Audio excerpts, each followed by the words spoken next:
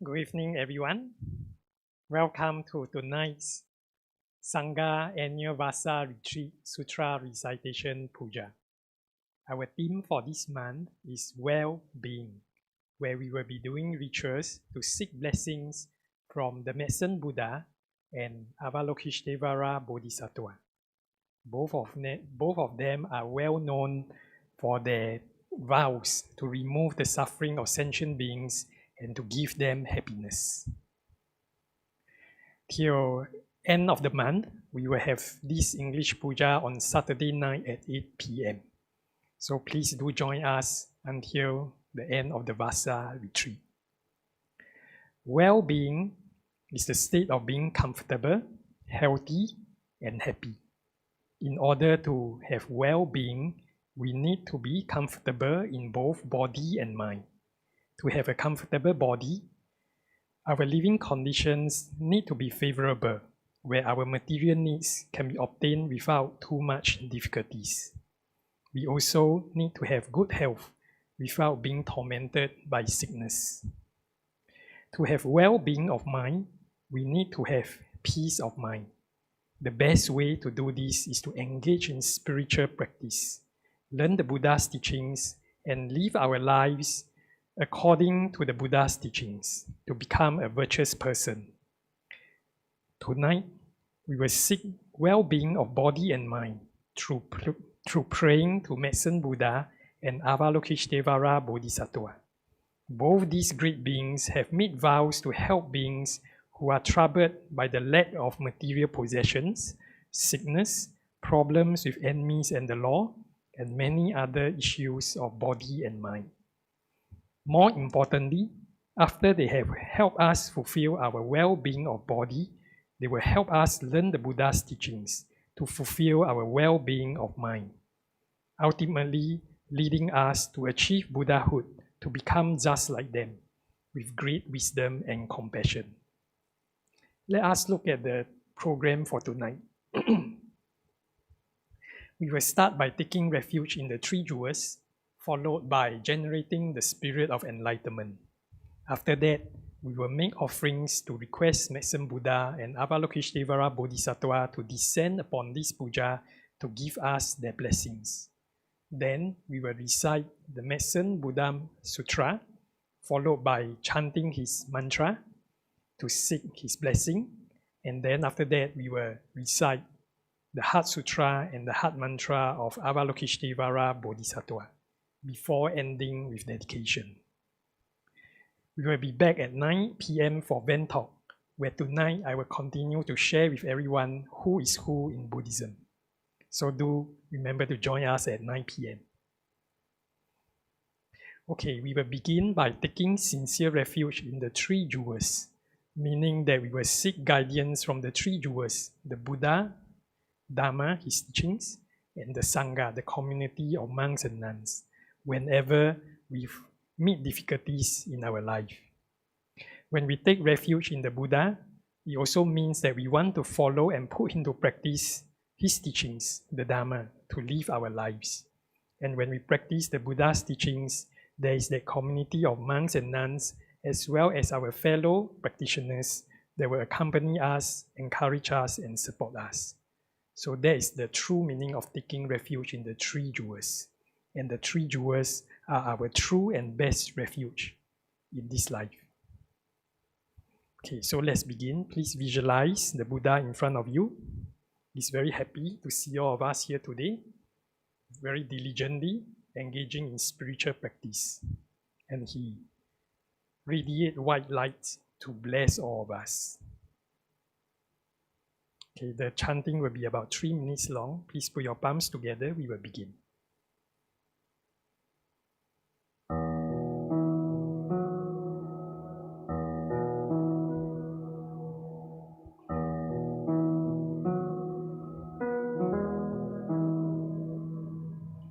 Namo Buddhaya, Namo Dhammaya, Namo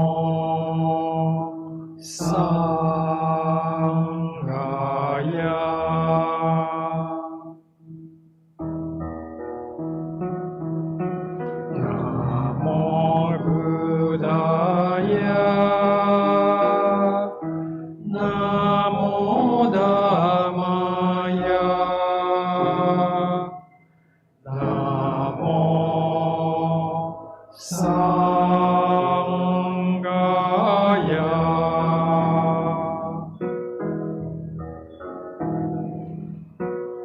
Namo Buddhaya. Namo Samaya. Namo Sanghaya.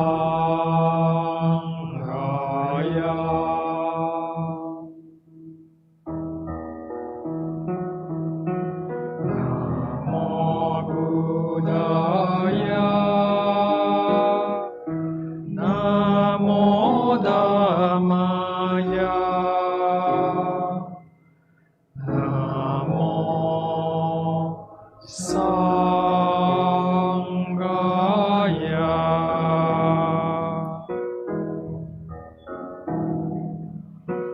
Namo Buddhaya. Namo Dhammaya. Namo Sanghaya.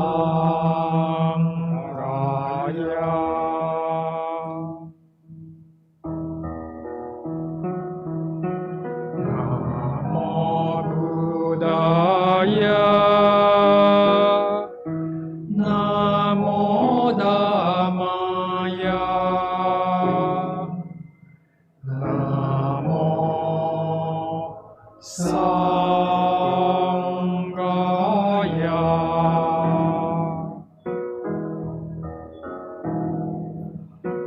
Namo Buddhaya. Namo Dhammaya. Namo Sanghaya.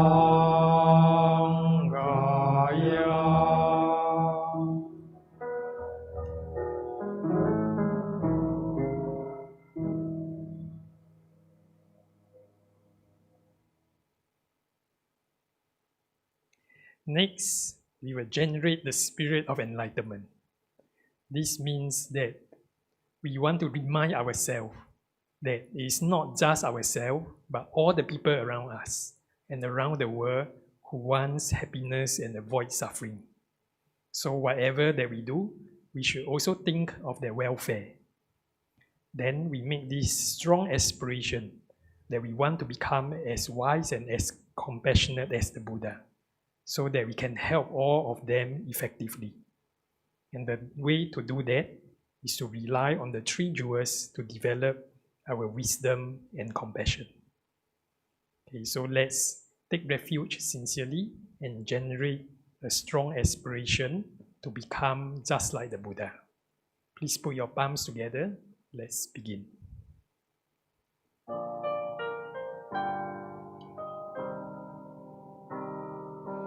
In Buddha Dhamma Sangha, till enlightened I take refuge. May escape from six perfections, achieve Buddhahood to help all. In Buddha Dhamma Sangha, till enlightened I take refuge. May escape from six perfections, achieve Buddhahood to help all. In Buddha Dhamma Sangha, till enlightened I take refuge. May escape from six perfections, achieve Buddhahood to help all.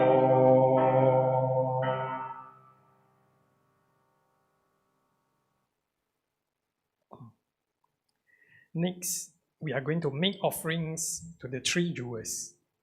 When making offerings, the attitude that we want to generate in our hearts is gratitude.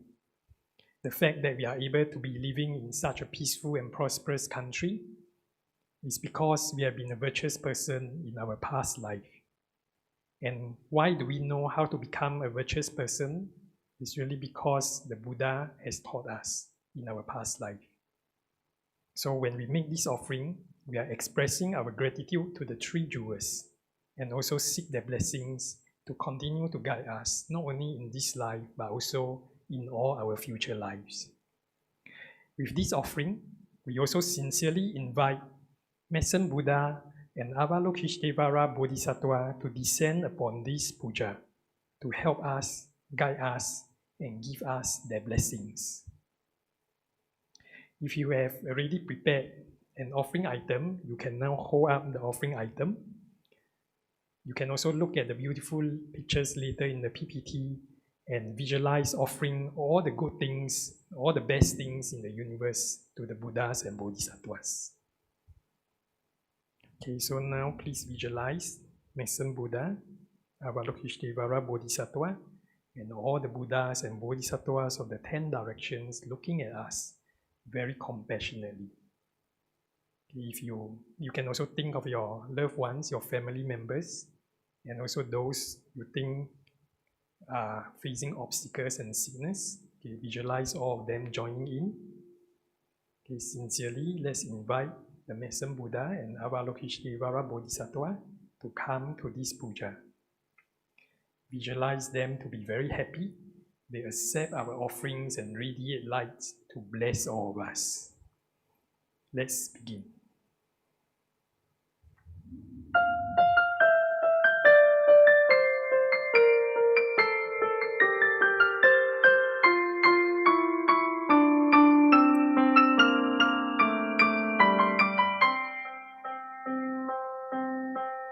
Om Ahom, Om Ahom, Om Ahom, Om Ahom, Om Ahom. Breathe filled with fragrance and flowers, along with Miru, fallen sun and moon.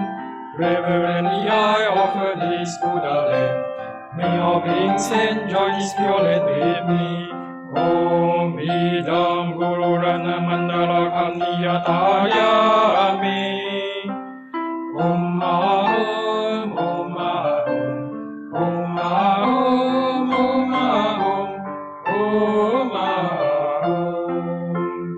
Breathe filled with fragrance and flowers, along with Miru, fallen sun and moon. Reverently I offer this Buddha land. May all beings enjoy this pure land with me. Om Idam Guru Rana Mandala Kandiyatayami. Om Ahom, Om Ahom, Om Ahom, Om Ahom, Om Ahom. Breathe filled with fragrance and flowers, along with Miru, fallen sun and moon. Reverently I offer this Buddha land. May all beings enjoy this pure land with me. Om Idam Guru Rana Mandala Kandiyatayami.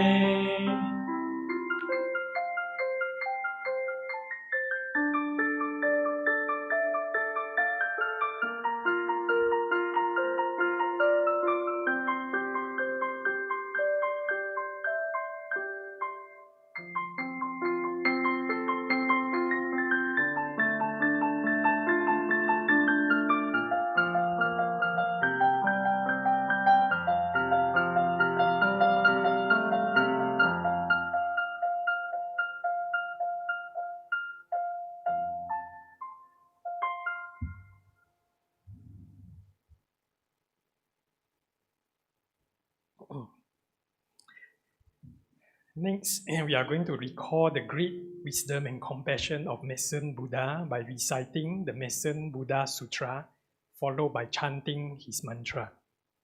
In this sutra, the Medicine Buddha made 12 great vows to help sentient beings who are having problems with their daily lives, as well as their spiritual practices, to quickly overcome their difficulties.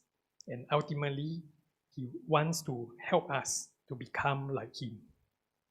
Tonight, we will continue to recite the Medicine Buddha Sutra, to recall the magnificence of his Pure Land.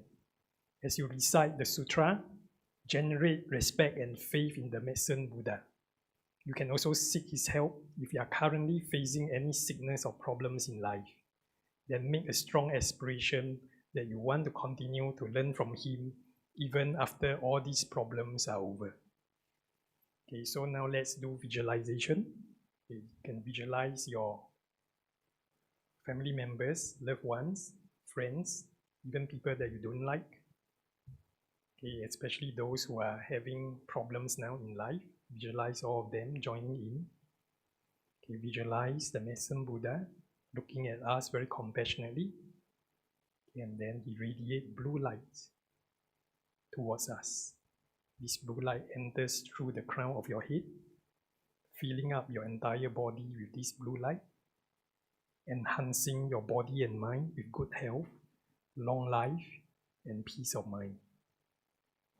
And all your obstacles, all your sickness, all your negative karma flows out of your body through your legs as dirty water.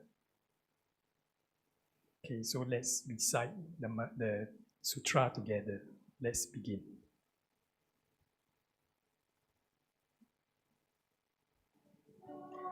Manjushri, as to these great vows made by the Medicine Buddha while he was following the Bodhisattva path, as well as the merits, virtues, and adornments of his Buddha land, I cannot possibly describe them all, not even if I were to speak for an eon or more. However, this Buddha land is utterly pure. You will find no temptations, no evil paths, nor even cries of suffering there. In this land, the ground is made of lapis lazuli. The boundaries are demarcated with golden cords. The towns, towers, palaces, pavilions, as well as the balconies, windows, and draperies are all made of the 7 treasures. The merits, virtues, and adornments of this realm are identical to those of Amitabha Buddha's Pure Land in the West. In this land dwell 2 great bodhisattvas, universal solar radiance and universal lunar radiance. Among the countless bodhisattvas, they are the leaders. Each in turn will serve as successor to the Medicine Buddha and as the ever guardian of his true Dharma treasury. For these reasons, Manjushri, all devout men and women should vow to be born in this land. Buddha Shakyamuni then told the Bodhisattva Manjushri, there are sentient beings who cannot tell right from wrong. They are greedy and mean, do not practice charity, and do not understand the rewards of generosity. They are ignorant and unintelligent, lacking the foundations of faith. They amass riches, which they assiduously hoard. Whenever they come across anyone seeking charity, they become annoyed. If forced to give, they feel as much pain and regret as if they were parting with their own flesh. Moreover, there are also countless sentient beings who are miserly and avaricious. They spend time amassing wealth, while not daring to spend it even on themselves, let alone on parents, spouse, children, servants, or beggars. Upon their death, these stingy persons will descend onto the paths of hungry ghosts or animals. However, even though they may suffer such a fate, if in a previous existence in the human realm they happen to hear the name of the Medicine Buddha, and now recall and recite his name, even briefly, they will immediately vanish from the evil paths to be born once more among humans. However, they will remember their stay on the evil paths, and dreading their past suffering, will cease to wallow in worldly pleasures. They will gladly practice charity themselves, praise others who do so, and will no longer be stingy. Eventually, they will even be able to donate their head, eyes, limbs, blood, flesh and other parts of their bodies to those who need them, not to mention mere material possessions. Manjusri, after the medicine Buddha attained supreme enlightenment, he realized by virtue of his past vows that sentient beings endured various ailments such as emaciation, crippling disabilities, fever, dysentery, jaundice, etc. Some were the targets of black magic or various poisons, while others suffered short lives or untimely deaths. At that time, seeking to put an end to these miseries and fulfill the desires of sentient beings, he entered a samadhi called eliminating all the suffering and afflictions of sentient beings. Once he entered that samadhi, a brilliant light shone forth from his ulna as he uttered the great dharani.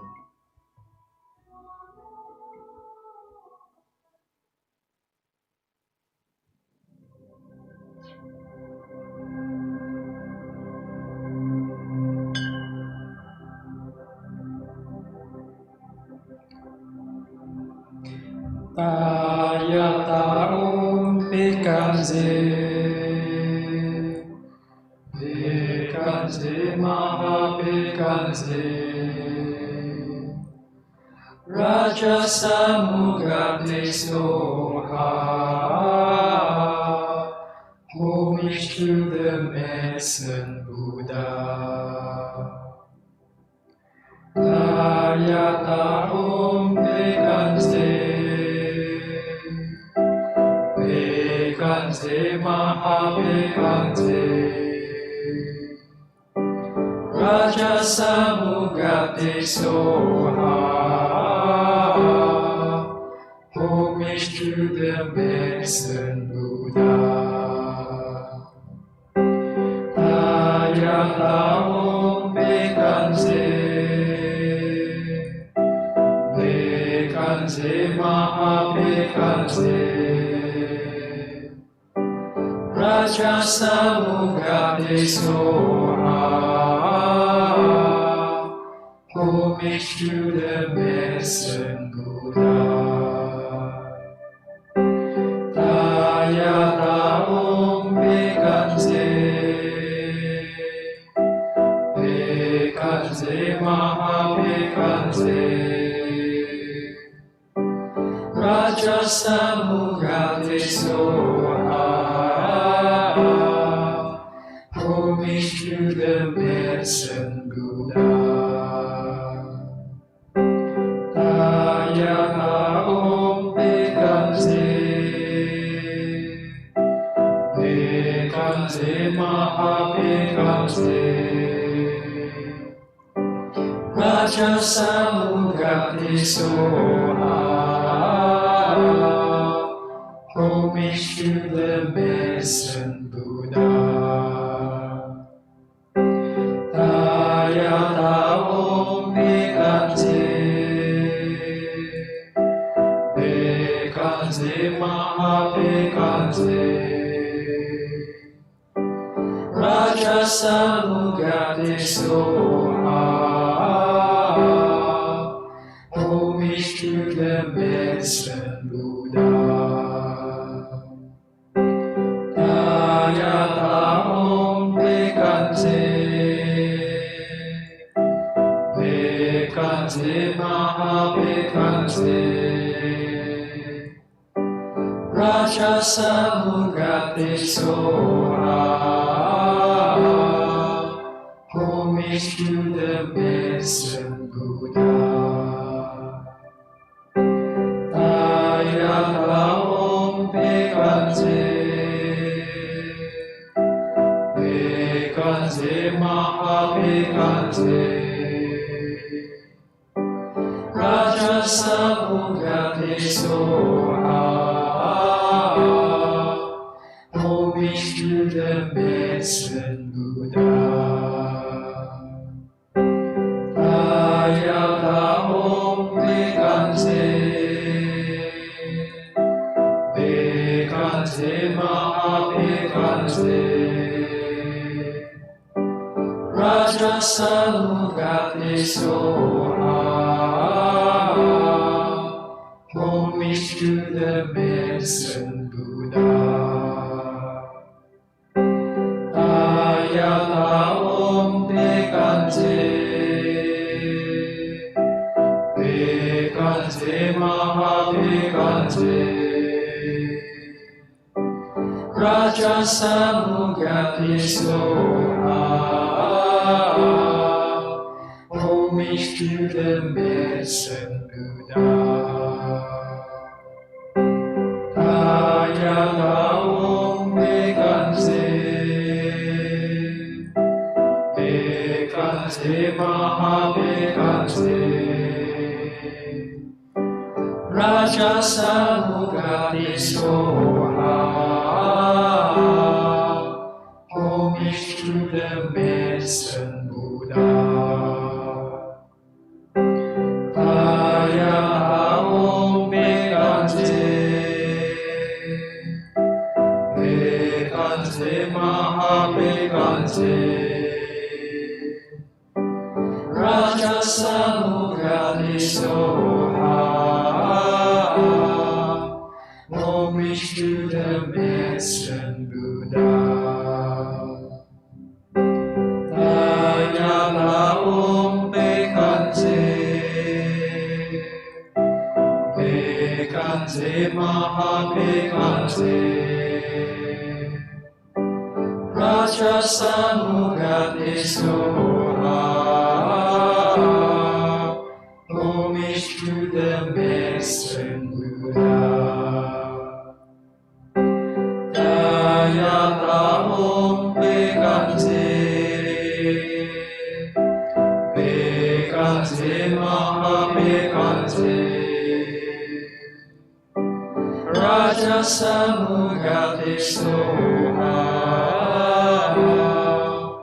homage to the medicine Buddha. Homage to the medicine Buddha.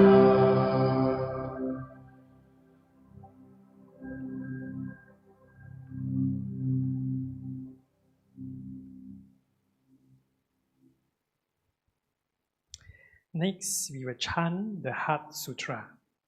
The Heart Sutra is called the Heart because it contains the most essence of the Buddha's teachings on the perfection of wisdom. The Heart Sutra, if we chant it sincerely, it will have a very powerful effect of clearing away obstacles and accumulating merits. If we chant sincerely, we can clear away many of our obstacles and accumulate the vast merits that we need to have a smooth progress on our spiritual path. As you chant the sutra, it is very important to be sincere and also focus your mind and recite each word correctly.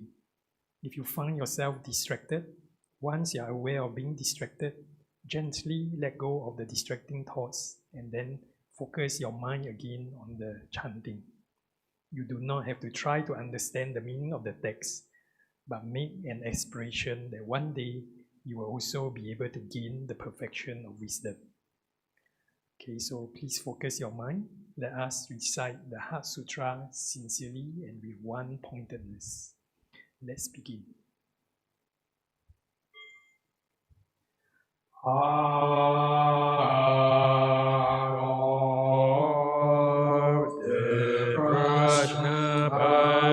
Paramita Sutra, when Bodhisattva Avalokiteshvara was practicing the profound Prajna Paramita, he illuminated the parts on the sense saw them to be empty, and he crossed the no suffering and difficulty. Shariputra wholeness not differ from emptiness. Emptiness does not differ from form. Form itself is emptiness. Emptiness itself is form. So to appearing perception, formation, and consciousness, Shariputra wholeness are empty. variety of characteristics. There is no birth and no cessation. There is no impurity and no purity. There is no increase and no decrease.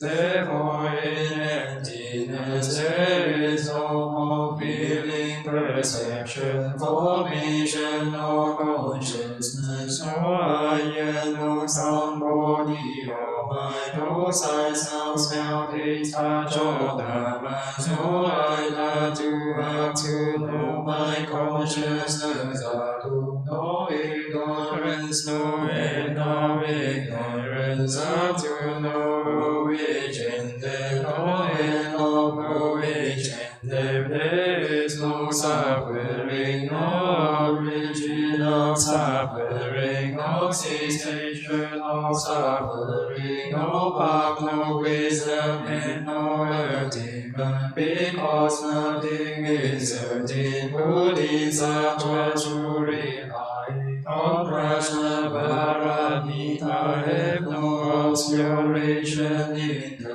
mind. Since there is no obscuration of mind, there is no fear. They transcend falsity and nothing complete nirvana. All Buddhas of the three times by means of Prajna Paramita, who they awaken to unsurpassable true complete enlightenment. Therefore, the great mantra of Prajna Paramita, the mantra of great insight, the unsurpassed mantra, the unequal mantra, the mantra that comes all suffering, should be known as true, since there is no deception. The Prajna Paramita mantra is said in this way: Gate Gate Paragate Parasangani Bodhi Swaha. Of the Prajna Paramita Sutra, when Bodhisattva Avalokiteshvara was practicing the profound Prajna Paramita, he illuminated the five skandhas and saw them to be empty, and he crossed beyond all suffering and difficulty. Shariputra found does not differ from emptiness. Emptiness does not differ from form. Form itself is empty. Emptiness itself is form, so too are feeling, perception, formation, and consciousness. Shariputra, all dhammas are empty of characteristics. There is no birth and no cessation. There is no impurity and no purity. There is no increase and no decrease. Therefore, in emptiness there is no feeling, perception, formation, no consciousness, no eye, no sound, body, no mind, no sight, sound, smell, taste, touch, or dharma, no eye to know my consciousness, up to know ignorance, no end of ignorance, up to know age and death, no end of age and death. There is no suffering, no origin of suffering, no cessation of suffering, no path, no wisdom, and no attainment, because nothing is certain. Bodhisattvas who rely on Prajna Paramita have no obscuration in the mind. Since there is no obscuration of mind, there is no fear. They transcend falsity and nothing complete nirvana. All Buddhas of the three times by means of Prajna Paramita fully awaken to unsurpassable, true, complete enlightenment. Therefore, the great mantra of Prajna Paramita, the mantra of great insight, the unsurpassed mantra, the unequal mantra, the mantra that comes all suffering, should be known as true, since there is no deception. The Prajna Paramita mantra is said in this way: Gati Gati Paragati Parasangati Buddhi Swaha. Part of the Prajna Paramita Sutra, when Bodhisattva Avalokiteshvara was practicing the profound Prajna Paramita, he illuminated the five skandhas and saw them to be empty, and he crossed beyond all suffering and difficulty. Shaliputra form does not differ from emptiness. Emptiness does not differ from form. Itself is emptiness. Emptiness itself is form. So too our feeling, perception, formation, and consciousness. Shaliputra, all dhammas are empty of characteristics. There is no birth and no cessation. There is no impurity and no purity. There is no increase and no decrease. Therefore, in emptiness there is no form, feeling, perception, formation, or consciousness. No higher, no sound, body, or mind. No sight, sound, smell, taste, touch, or dhammas. No I that you have to know. My consciousness are to know ignorance. No end of ignorance. Up to no origin. There no end of origin. There is no suffering. No origin of suffering. No cessation of suffering. No power, no wisdom, and no attainment. Because nothing is certain. Bodhisattvas should rely on Prajna Paramita, have no obscuration in the mind. Since there is no obscuration of mind, there is no fear. They transcend falsity and attain complete nirvana. All Buddhas of the three kinds, by means of Prajna Paramita, fully awakened to unsurpassable, true, complete enlightenment. Therefore, the great mantra of Prajna Paramita, the mantra of great insight, the unsurpassed mantra, the unequal mantra, the mantra that comes all suffering, should be known as true, since there is no deception. The Prajna Paramita mantra is said this way: Gati Gati Paragati Parasangati Bodhi Swaha.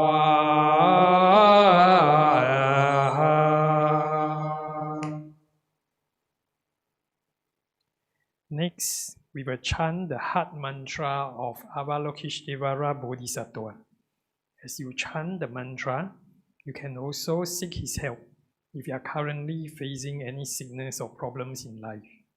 Then make a strong aspiration that you will want to continue learning from Avalokiteshvara Bodhisattva even after all these problems are over.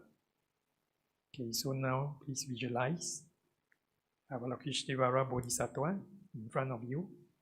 He's looking at all of us very compassionately, and from the vase he's holding, radiating white nectar light.